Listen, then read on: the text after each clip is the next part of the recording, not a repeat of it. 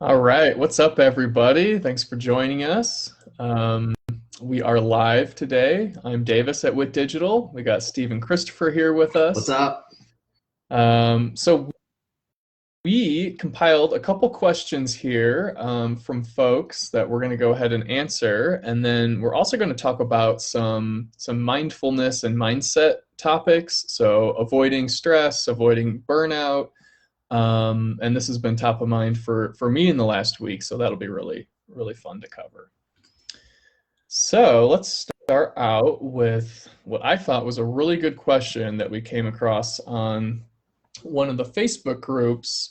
And this individual had asked, well, he had some concerns around his marketing. He said, in the last week, I've only had 3 leads from local service ads on Google, although his budget is set to quite a bit. Um, right? He's spending thousands of dollars annually for social media and thousands of dollars in his LSA ads and PPC ads, but he's not seeing any return. He says, I've gotten 0 ROI, although he's got a 4.9 rating on Google reviews, so he seems to be doing really well there. He's had really good feedback from his customers. So he's kind of wondering, what's up? Why am I spending all this money, not seeing any results? I feel like I have good customer experience, yet even some of that word of mouth doesn't seem to be happening. So he's kind of feeling stuck, and I'm sure he's not alone. So, Stephen, what do you make of this? Yeah, so I mean, this specific question starts around LSA, right? I got my budget set to tens of thousands of dollars per week, and I'm not getting any calls from it. I literally just had a conversation with a potential client yesterday that's in the exact same boat, has a huge budget on LSA, and they got like 3 calls in January. This is a big, like 30 plus truck operation. They have great reviews, and just not showing up. So here's a couple things to check when we start talking about LSA. As this person had mentioned, is how many Google reviews do you have and what's your star rating? So you always want to be getting more Google reviews. That will help you in LSA, and it helps you in your organic, and it helps you in conversion. I mean, it helps you in tons and tons of ways. So I know we talk about getting reviews all the time, but it's really important when it comes to LSA. The second part is utilizing the LSA system. So a lot of people miss this, right? They log into their local service ads account, they turn on the ads, they run their services that they want leads for, their service areas that they want to market to. They set some sort of a bid, or they set some sort of a budget, and then they leave it and they go about their day, right? They forward the Google local service ads calls into like Service Titan, House Call Pro, whatever system they're using, and they never actually go back into their local service ads account. Well, Google, as we all know, loves people that use Google. So Google loves it when you use their tools. So what you need to do is you actually need to be logging into your local service ads account and marking these calls as booked, marking them as completed, and then requesting a review through that system, and also documenting and entering in the customer name, phone number, email address, and any notes about it, because Google is selfish, right? Google wants data. So if you give Google what it wants, it is more likely to give you what you want. This person that I looked at yesterday, they thought their agency was managing their local service ads account, which I guess technically on paper they were. But when we logged into the account, there was 180 active jobs, and they were going back to like August of 2020. So nobody's managing this stuff. And of course they're only getting 3 jobs. They're barely ever having an opportunity to show up. So those are some things that you want to do within the system itself. Other tips for local service ads is, if you have your ads running, let's say 24/7 or into the evening or into the early morning, but you don't have a really good CSR, you don't have somebody answering the phone, and those calls are flipping over to voicemail, they're not getting answered immediately, that's going to decrease your ability to show up in local service ads as well. So a lot of people think, okay, I'm going to open it up to 24 hours. I'm going to set this huge ad budget. I'm going to bid, maximum amount per call I'm willing to pay. I should be showing up. But then we realize, like, They're not answering the phone after hours. It doesn't matter if you call them back. If you're not answering the phone at a high percentage, then to Google, that looks like you're just not answering that call.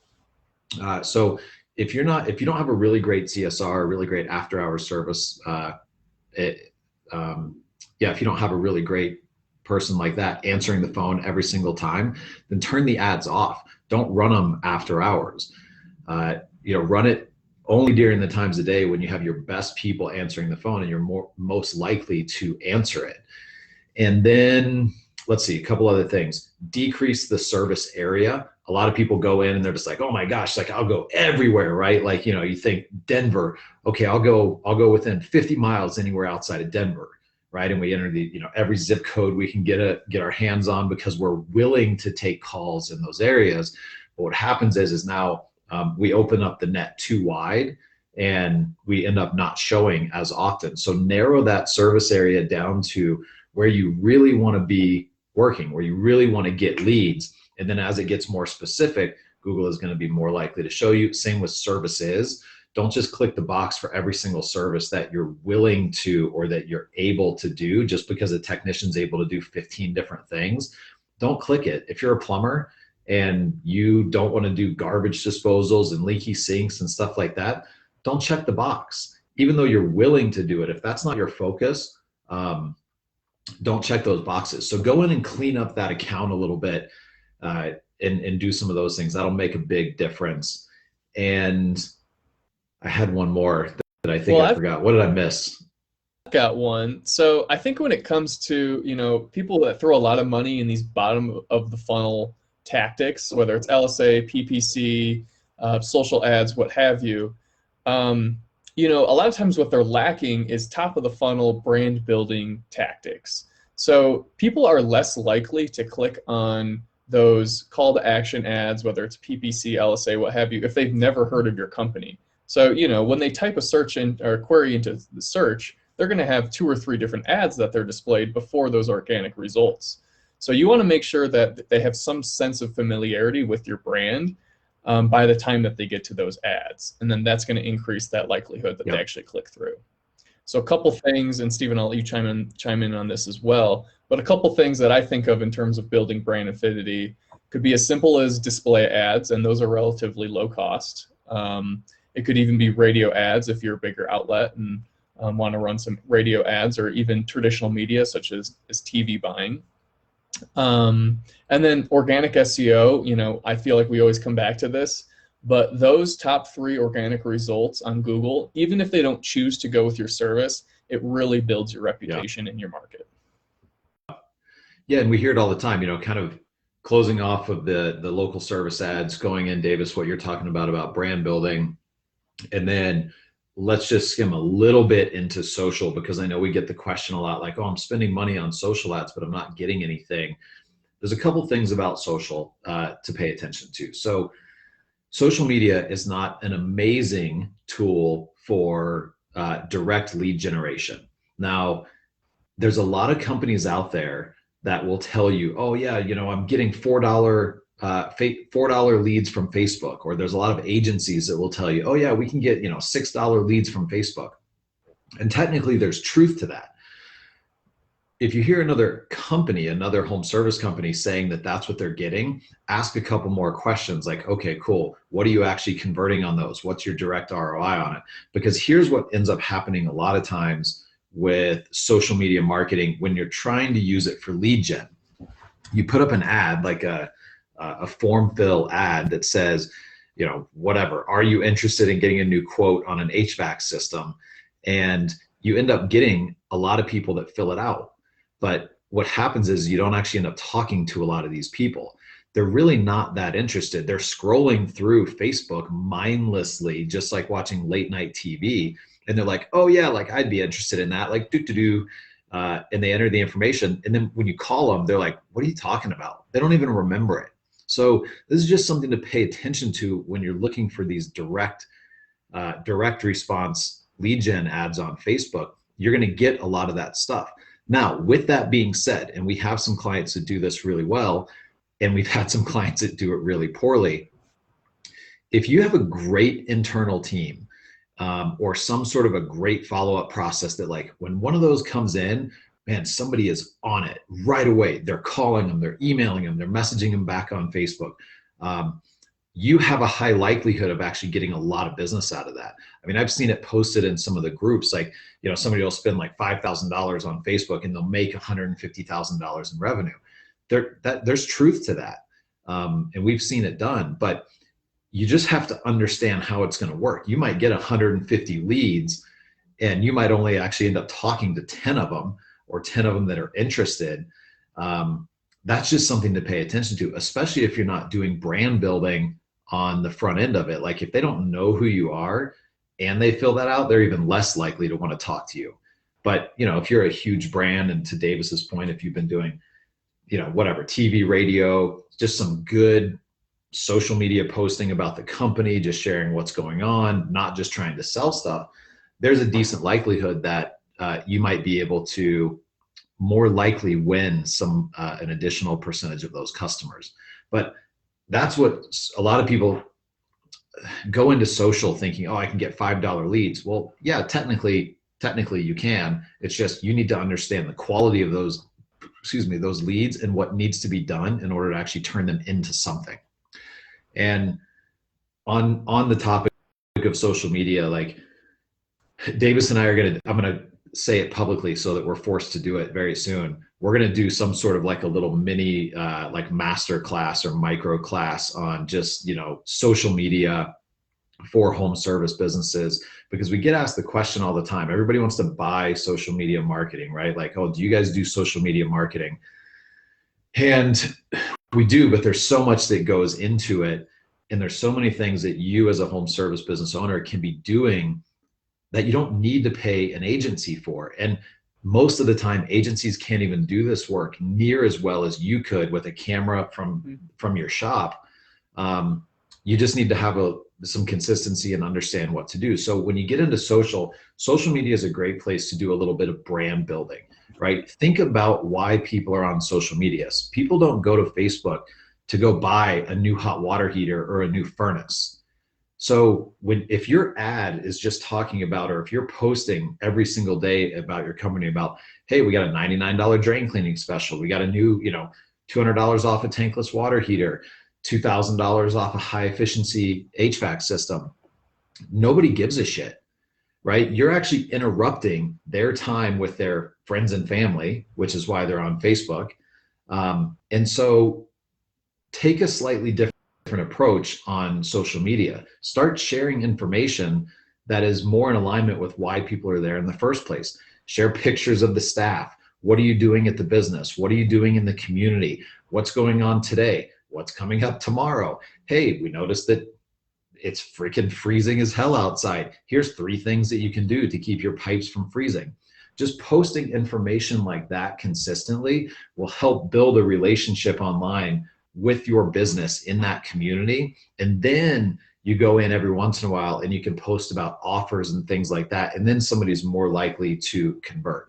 I'm not going to go down the whole path of like retargeting, remarketing, using social for that. That's for another time. And it is very important, but just remember why people are on social media. And here's the best analogy I have. And then I'm going to shut up for a second, Davis. The best analogy I have is social media is like going to a cocktail party. You go to a cocktail party, there's 100 people there, everybody's hanging out, they're relaxing, there's always like the different entertaining personalities at this cocktail party. If you roll into a cocktail party where everybody's trying to just kind of have a good time, connect with each other, and you roll in there like a used car salesman that says, hey, my name's Stephen Christopher, I work for XYZ used Lexus down the street, and all I'm doing is talking to every single person about, hey, do you want to buy a Lexus? Hey, do you want to buy a Lexus? Hey, do you want to buy a Lexus? Hey, do you want to buy a Lexus? Pretty soon, I'm going to get kicked out of the cocktail party, and everybody's going to be annoyed with me. So, but if I go into that cocktail party and I just have intentions of talking to people, asking them questions about their kids, their family, their life, sharing information about, what I'm up to. Hey, maybe I'm talking about what I learned at work, right? Like what I learned, how I learned to be more effective as my job as a used Lexus salesman through doing meditation, mindset, stuff like that. That's going to make me more interesting and more relatable. And then eventually those people that float to the top and are interested in buying a used Lexus, they're going to know because it came up in conversation that I sell used Lexuses. And then who are they going to want to work with? They're going to call me. So just remember that as you're posting on social media. Social media is not a place for you to just yell about the services that you offer and the specials. It's a place to just connect with people and get your brand out there and allow them to see behind the curtain a little bit about who you are as a business, who you are as a company, what impact you're making in the community, and giving them that opportunity to relate with you. And then they know who you are. It's really obvious because your title says, ABC Plumbing Company. They know who you are. You don't have to advertise it through every single post that you put up. So I got a really good example of a social post for us, Stephen. And this was from, I'm going to give a quick shout out to the company that posted this, AAA1 Heating and Cooling in Kingsport, Tennessee. So I came across this yesterday and I just thought it was pretty cool. And I don't know if I can share this through my phone here, but what it is here is it's a picture or it's a video of an AC unit that is just completely clogged, like one of those, an AC unit outside, and it's just filthy dirty in the intake, right? And so they're kind of like, they expose it, they show all the dirt in there, and they're like, this is what happens when you place an AC unit next to a dryer vent. So they had, the vent from their dryer literally like 2 feet from their AC compressor unit outside. And, I wouldn't have known that had you placed, and it seems like a pretty typical thing to put all of your, it's the same side of the house where you get your laundry vents and your AC unit and maybe, whatever else is going on back there. Who knew that would clog up your AC unit and turn it into a completely unusable item?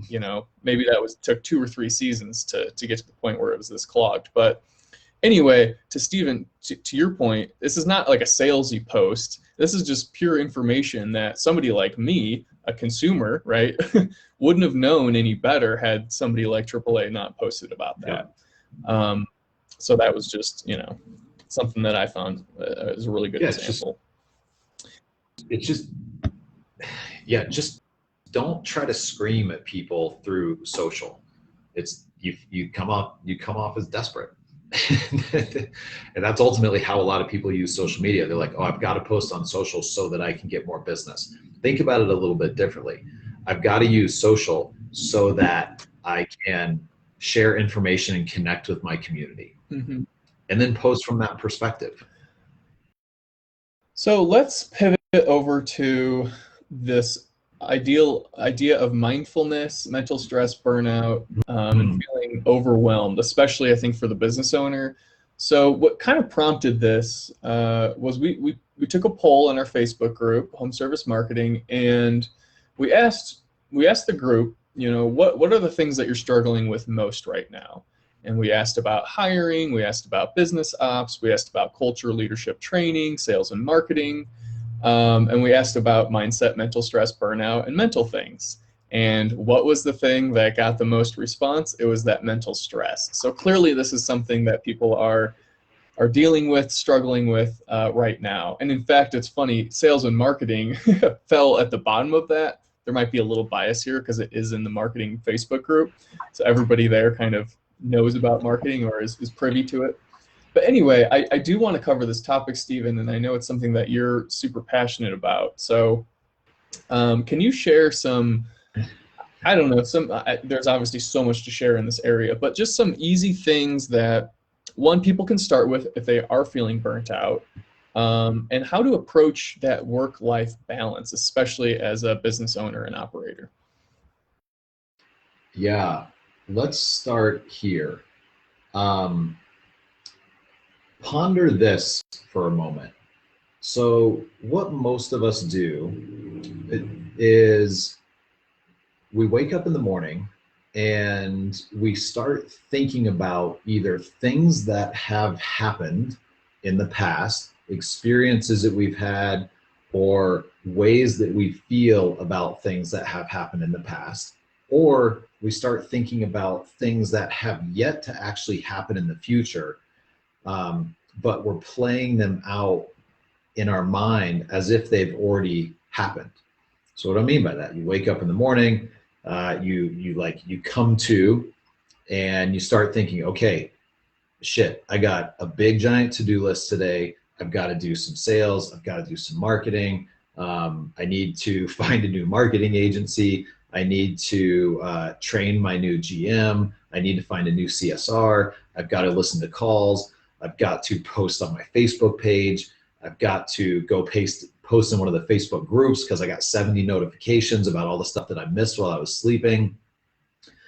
I have 6 employees that I'm frustrated with, that are underperforming. So you start living in this future or this past, and it's stressful as hell, right? But none of this stuff has actually happened. And 90% of the stuff, or maybe more of the things that we start thinking about in the morning that get us all amped up, we're not going to do anything about those things today.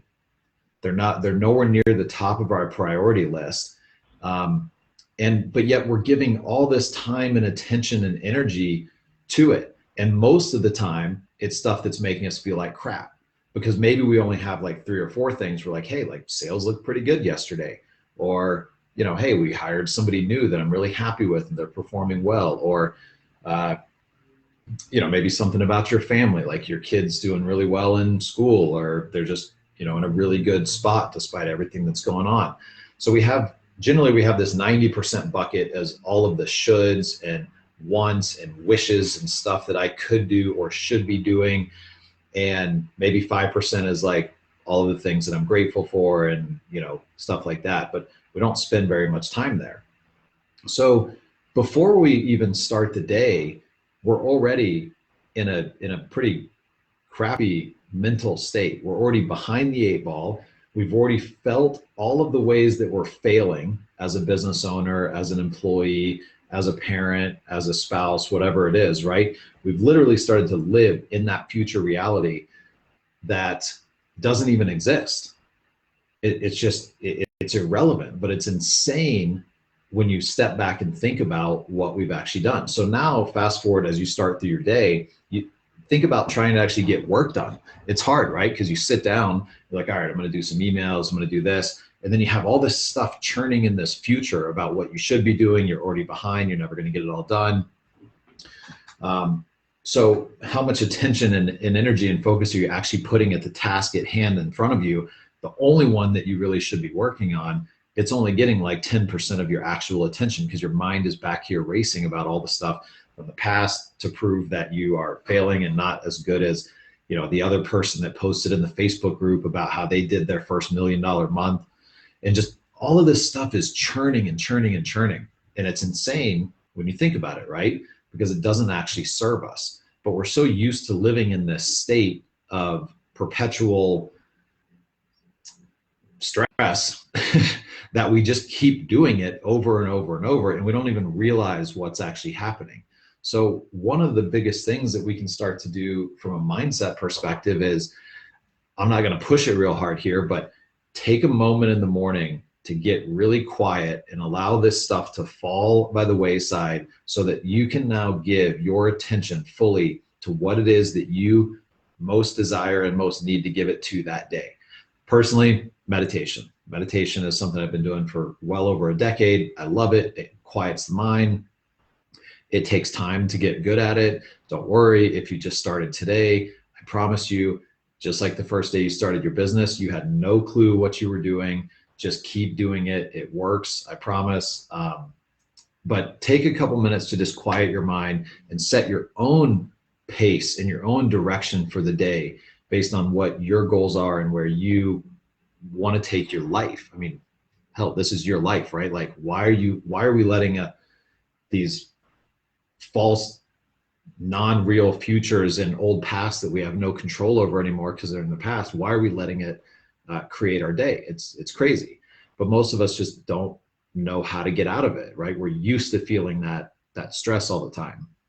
So I would start there. I would start with like just being aware of, if you're stressed, take a step back from your computer, shut your computer, turn your phone upside down, turn off all the notifications, shut the door to your office. If you're stressed, just take a moment and actually think about, what are you thinking about? Because for the most part, none of us really have a true reason to be stressed or fearful in the exact present moment, right? We don't have saber-tooth tigers.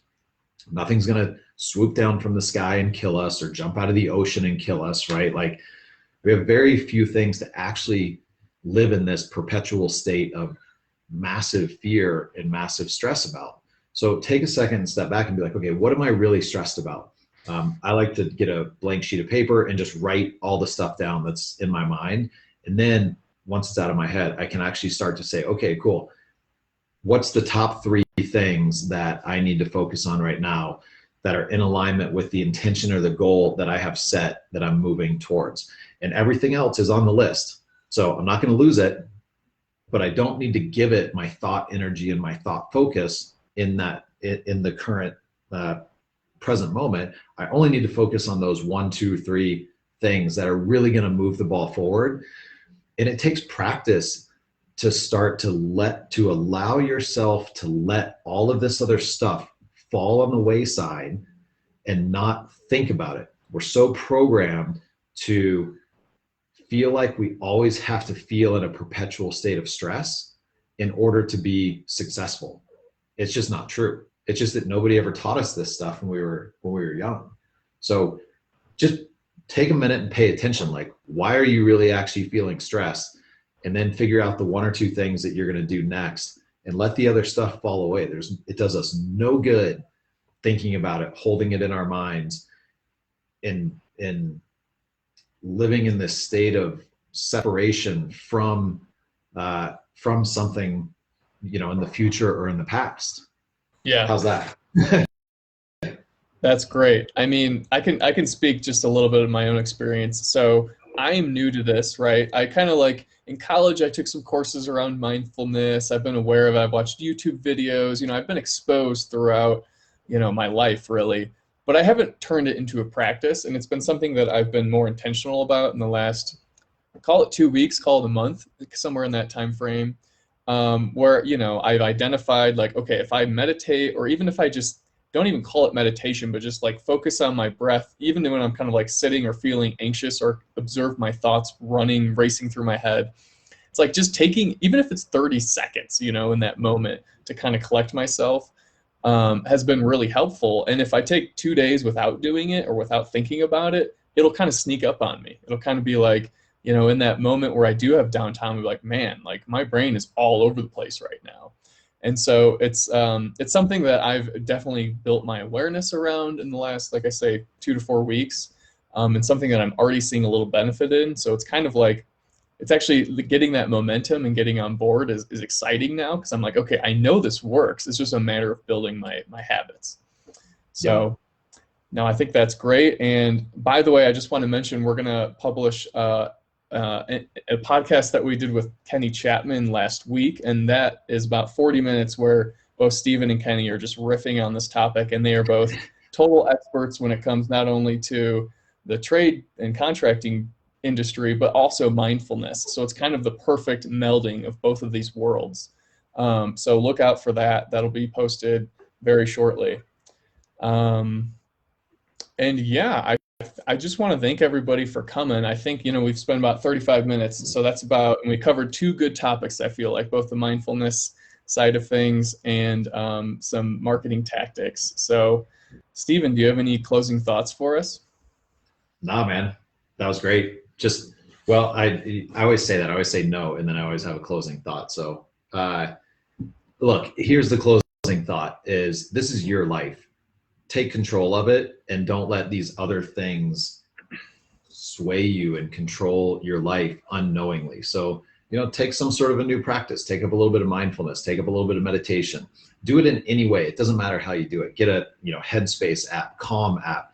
Sit quietly and just focus on your breathing for 2 minutes or 3 minutes or 5 minutes.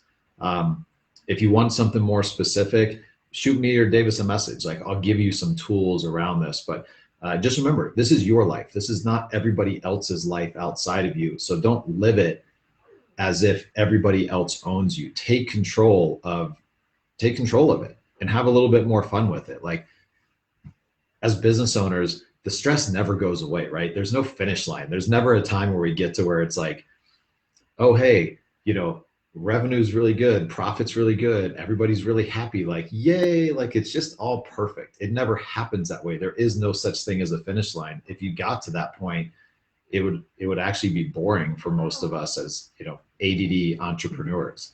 So just remember, like, this is the fun part, like learning these new skills and learning what's going to unfold tomorrow, and whatever new thing you're going to learn, that is the fun part. So just enjoy this part. All right.